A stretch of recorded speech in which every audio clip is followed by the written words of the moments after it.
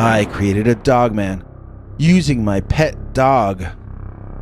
Dear Scary Stories NYC, I've got a story for you about the Pennsylvania Dogman, but it's also a story about a very eccentric individual who told me that he created the Dogman. Not only that, but he took some steps to prove to me that he wasn't lying, and in the process, I saw the beast itself with my own 2 eyes, the same ones, still in my head, decades afterward. I had a weird friend when I was growing up, and this is my weirdest story about him. Let's call him Sammy, which was not his real name. Sammy was not popular, and he was not very outgoing. He may have been on the spectrum, but not very much was known about all that back then, so Sammy suffered in silence. He lived with his parents behind my family's house in the outskirts of Pittsburgh. Our properties shared the same back fence. I forget if Sammy's mother or father was involved in dog shows, but somehow they ended up with a very new and rare species of pet dog called a Northern Inuit. I didn't realize at the time how new a breed it was, but Wikipedia informs me that this kind of dog only came into existence in the 1980s in the UK. Sammy's parents somehow got one as a pet in 1990 in Pennsylvania. I guess maybe he had some imperfection or something, because I don't think they exhibited the dog. I think he was just a pet for Sammy. Let's call him Striker, which was the name of a different dog I used to know. So Striker was there, barking in their backyard daily, but then after a while, I noticed I hadn't seen the dog around for some time. He was pretty hard to miss. He looked just like a wolf, and he was quite loud. I don't remember the exact order of events, but it was right around this time that my older sister and her boyfriend claimed to have seen a monster at the Lover's Lane they used to hang around in. For some reason, this didn't make any impression on me at the time, which is why I don't remember the exact order in which that happened. You would think I would be excited if someone I knew saw a monster, because I was always so interested in Bigfoot, ever since I was a little kid. I think it was because it was my sister and her boyfriend, and I really was grossed out by the two of them during that period. All they ever wanted to do was get kissy-huggy with each other. Also, they did not report seeing a Bigfoot. They reported seeing something I had never heard of before. It was like a wolf man, they said. The body was a bit more like a man, and the head was a bit more like a wolf, but it was a thick, muscular silver wolf that stood upright and walked like a man. I couldn't visualize that in my head as anything that looked even a little scary, which might have been another reason I was unfazed by their reported cryptid sighting. I had never heard of the Dogman at that point in time, so I shrugged it off. Fast forward a little bit, I think, and I ran into Sammy at the comic book store we both used to go to. We ended up walking around afterward, just hanging out.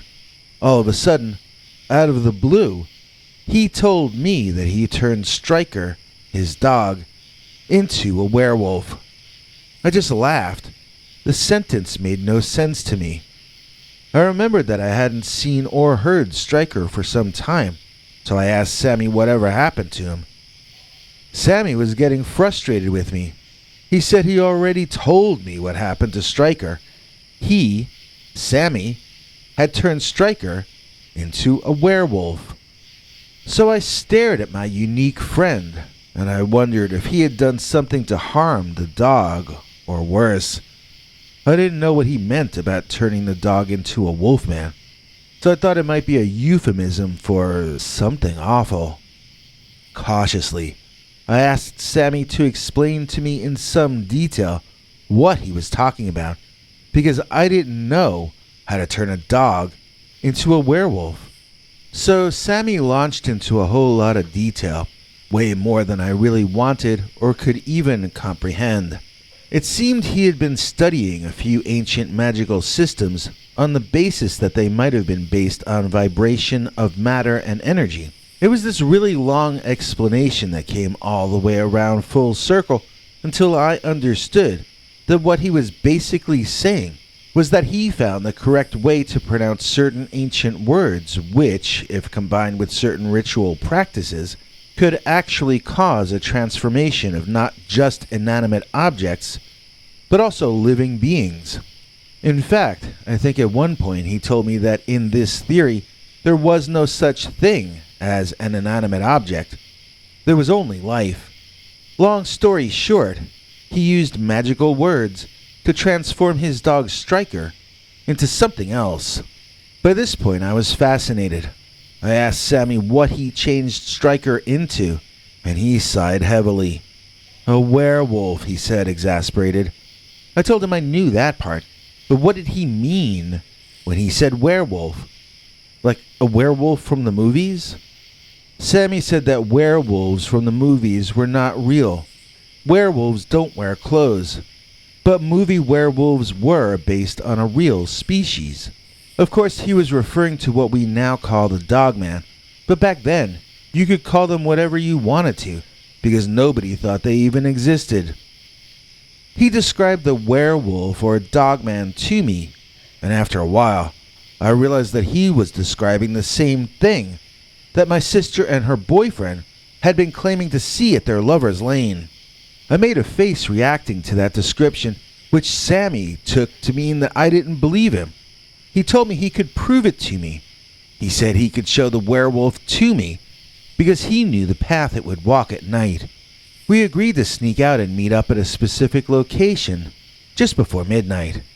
I have to say, the idea of being in the woods at midnight to see a werewolf was exciting, but actually climbing out of bed and going out into the dark and cold is not really very much fun.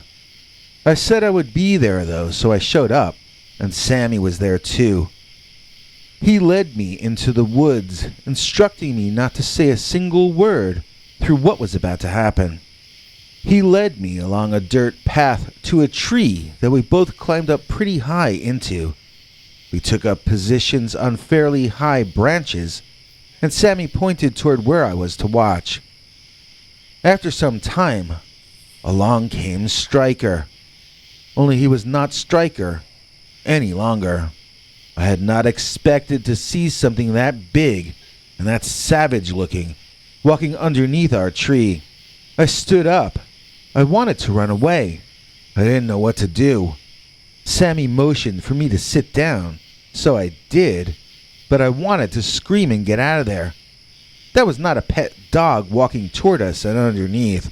It was a big bear of a dog, a big dinosaur of a wolf. It was muscular, and it was strong. The tree shook as it stomped by underneath, indicating that it must have carried some serious weight on its bones. This was not a dog tiptoeing by underneath. This was what my sister and her boyfriend had described. This was a monster. You could tell that it did used to be Striker, but now it was an exaggerated version. Now it had teeth far too long and large for its mouth. Now it looked angry. Now it drooled all the time. Now it had long, sharp claws coming out of paws that resembled hands more than anything else. Sammy was right. He had changed his dog into a werewolf. When it finally passed under us and walked away, Sammy held his hand lightly on my shoulder, indicating I should wait another few minutes before even moving. He led me out of there, and we made plans to meet the next day. Then I went home. Well, I stood Sammy up the next day. I didn't have the words to explain why back then, but I do now. I was intimidated by him. I was also afraid of him. If he would do that to his own dog, what might he do to me? Whenever I saw Sammy from then on, I ran away. I'm not proud to say it, but that's the truth. I was too scared to hang around a person with that much power, and I'd probably run from him even if I ran into him again tomorrow. I never again want to know a person who would ever say anything even remotely like, "I created a Dogman using my pet dog. Dogman's Shack. Dear Scary Stories NYC. When I was a kid, my friends and I used to gather to play in my backyard, and we often wandered off into the forest behind the yard. Our parents gradually allowed us to venture further and further from home, until one day, when I think I was 16, we went deep enough into the woods to discover the strangest, tiniest little shack. It was built out of cheap wooden boards, and it looked like it had been put up quite a long time ago. From a distance, it only looked like it could hold one person at a time, so at first we thought it was an outhouse. What's that old outhouse doing here in the middle of nowhere? When we got closer, we could see that it was about the size of a medium-sized closet, and all four of us could fit inside, as long as one of us stood outside and leaned in. There was nothing on the inside of the shack except a really old-looking Arabian rug that smelled horribly. It had gotten wet and dried so often, it smelled like dead everything by this point. We looked around and found absolutely nothing else inside the shack, so we were about to leave. That's when I noticed the floor in the middle of the room had more bounce to it than the floor by the edges. It also sounded sort of weirdly hollow when I kicked at it. I told the others we should lift the rug up and look underneath, but nobody wanted to help me. I rolled my eyes at their laziness and grabbed a corner of the rug to pull up. All of these tiny white and gray bugs that had been under the rug raced out in all directions, including up my arms. I screamed and ran outside, trying to get the bugs off of me. Some of them ran inside my clothes. It was gross, and I itched all over. While I was dealing with the set of issues that this had introduced, one of my friends started shouting at us that there was a trap door under the rug. Now the others joined forces to lift the nasty old rug and throw it out of the shack. The trap door was unlocked and opened easily, revealing a ladder leading down into the darkness. We couldn't see the bottom of the ladder, but none of us hesitated in immediately climbing downward. This was by far the coolest thing that we had ever found in that forest or anywhere else.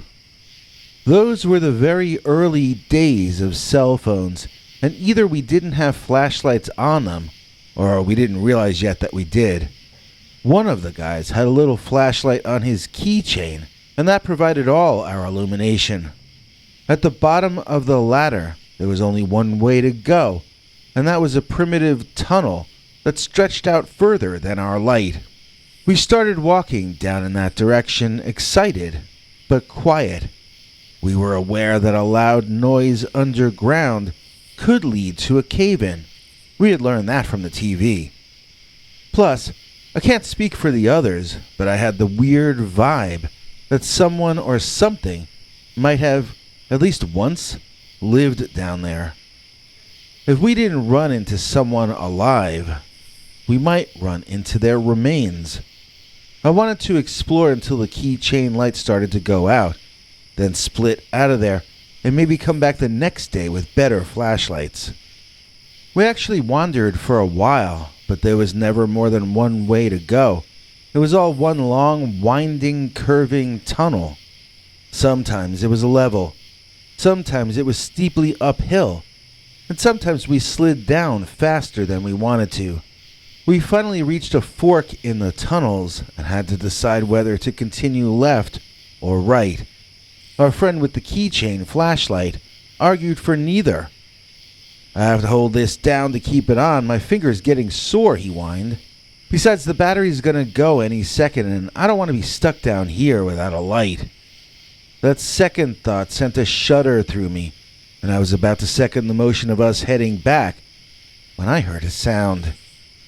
It was a dog-like sound, but it sounded like an unfriendly dog.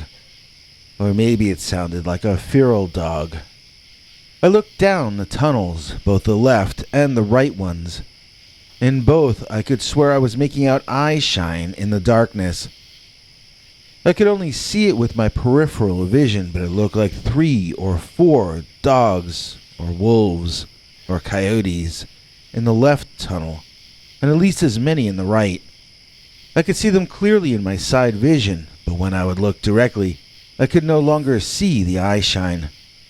Without the growling, angry dog noises, I wouldn't really be sure that I was seeing what I thought I was seeing. I suggested strongly to the others that we should split up. One of them started to disagree with me when I swear this thing jumped out of the shadows, landing a few feet from us. It was not a dog, at least not a normal one. It was standing on its hind legs, and it was continuing to proceed in our direction. We ran and climbed over each other to get out of there. Even in the pitch black, there was only one way to go, and that was the way we went. I remember crying, thinking that we were all gonna die. I remember thinking I'd never taste my mother's awful meatloaf again, and how my little brother would never annoy me again either. All the things I used to hate. Now I wished I could trade this moment for any of those. I wept for boring Saturdays with no plans. I cried for the chicken pox. I even cried for my homework. While I was feeling sorry for myself, I was also running like a lunatic, and when I saw the light coming from the ladder and entrance, my tears turned to happy ones. All of us made it out of the hole, but we looked like total wrecks. None of us had fallen less than twice down there, and we were filthy from head to toe. Our clothes were torn, and our hair messed up, but we didn't care because we were alive, living on borrowed time. We had been foolish to go down there unprepared, and at that point I was so happy to breathe fresh air and to see the waning light of the sun. We all headed back to my house, and when my mother saw us emerge from the woods, we got quite a shouting at. She demanded to know what had just happened, and, not having had time to create a mutually agreed upon fake version of the story to tell adults, we just spilled the beans. We told her every detail, from start to finish. She looked pretty concerned, and she told us to go inside and wash up. Then she started making phone calls. After we were washed, she was still preoccupied on the phone and wouldn't explain to us who she was calling. That night, my brother woke me up and called me over to the bedroom window. I looked outside, and my mom was there with my father and a number of the adults in the neighborhood. They were all acting weird and very serious, talking about something too quietly for us to hear upstairs. Then they went off into the forest in a group, shining flashlights ahead of them. The two of us tried to sit up, waiting for them to come out of the forest, but we both fell asleep and woke up when the sun rose. I had a bad pain in my neck from the way I had fallen asleep in the chair, but I had never heard or seen anyone come out of the forest. I could smell breakfast coming from downstairs, though, so I knew my mother was back, and that my brother and I had better get ready for school. So that afternoon, after school, my brother joined my friends for a trip to the Dogman shack.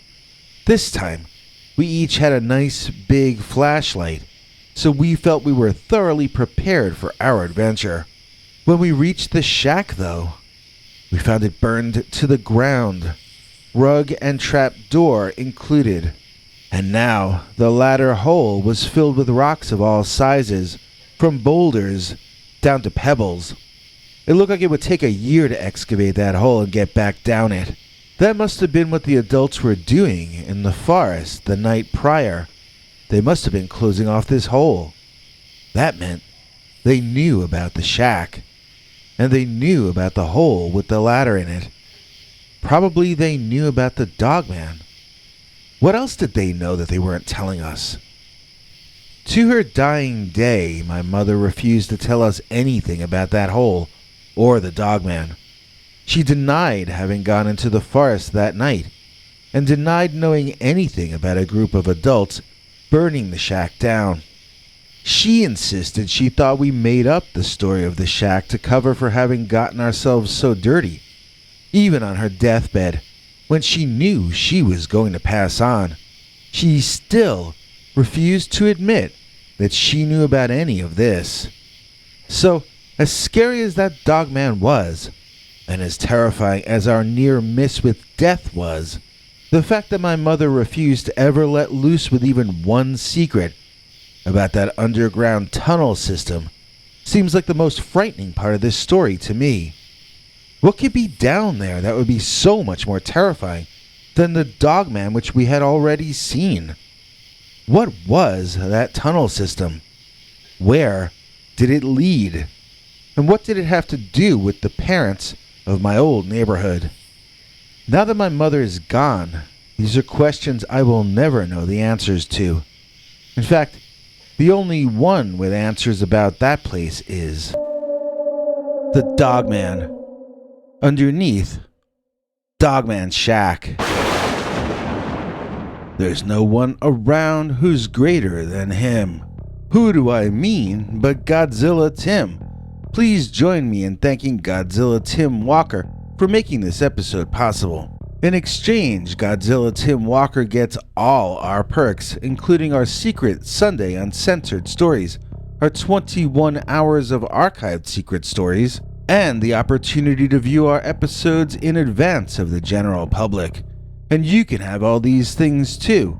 All you have to do is either join our PayPal club at peterbernard.com, or else do what Godzilla Tim Walker did and click that join link under this or any of our videos to become a Scary Stories channel member. And now here's international spokesmongrel Henry Lee Dogman to fill in any details I may have left out. Hank? Thanks for watching till the end.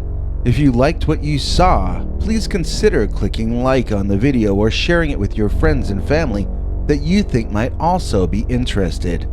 If you would like to see more of our work, please consider subscribing and hitting that bell icon next to the subscribe button so that YouTube will alert you when we put out a new video.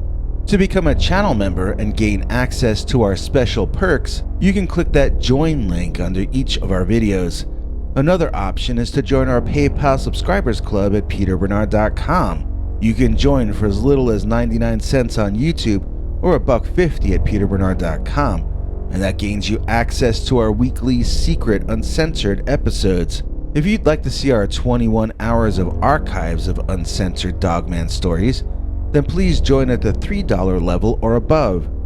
To get to watch our shows in advance of the public, please join at our $10 level. That gets you all the perks.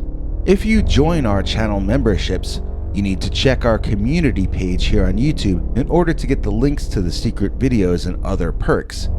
If you're in the PayPal subscribers club, Peter will email you all the news and links himself. Once joining the PayPal club, which is Peter's homemade club, please give him a chance to see that you've joined and to compose you a personal welcome email, as none of that is automated.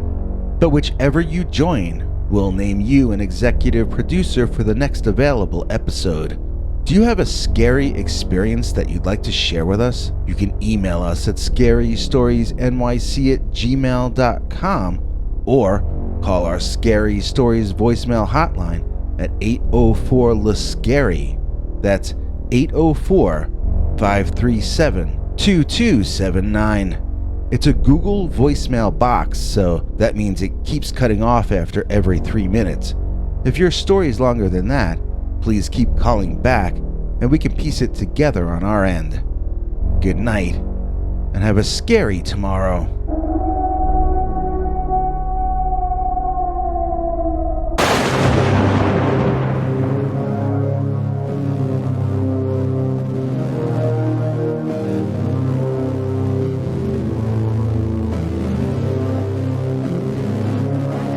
Come back for more scary stories.